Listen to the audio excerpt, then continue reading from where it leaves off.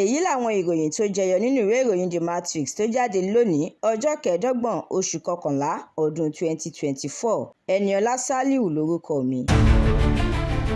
Ọpẹ́bọlò àti Ọbaṣẹ́kì bẹ̀rẹ̀ ìforígbárí lórí èròǹgbà Ọpẹ́bọlò láti ṣe ìwádìí ìṣàkóso tó kógbá wọlé ọ̀hún. Ẹ má fi àwọn nǹkan ọrọ̀ ajé ìpínlẹ̀ Edo ṣòfò lórí ìwádìí tí kò ní ìtumọ̀.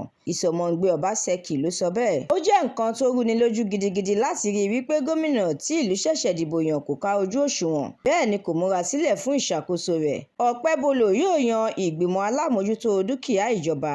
Gàmbàrí ti gba Tinubu nímọ̀ràn ó ní kó má dúró di ìgbà tí rògbòdìyàn bá bẹ́ sílẹ̀ ní Nàìjíríà kó tó ṣàtúnṣe ìlànà ìṣàkóso rẹ̀. Ó ní àwọn ọmọ Nàìjíríà kò béèrè nǹkan púpọ̀ rárá lọ́nà àti jẹ́ kó di mímọ̀ pé àsìkò pọ̀pọ̀ ṣìṣẹ́ ọdún la wà.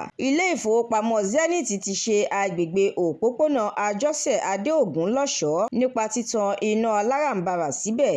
Àjọ SERAP ti rọ ààrẹ Tinubu láti tanná wádìí bílíọ̀nù 197 náírà tó dàwátì.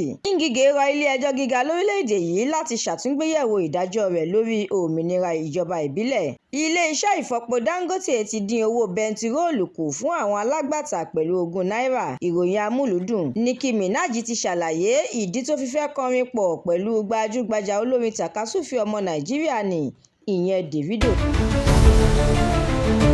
Ẹ̀kúnrẹ́rẹ́ àwọn ìròyìn yìí àtàwọn ìròyìn míì lẹ́ ó láǹfààní láti jẹ̀gbádùn tí ẹ bá darapọ̀ tí ẹ sì tẹ̀lé The Matrix lórí Facebook, Instagram, TikTok, YouTube àti X. Àdúrà mọ́mi Balógun ló ṣe òǹgbùfọ̀ ìròyìn yìí. Ẹniọlá Sàlíù lórúkọ mi.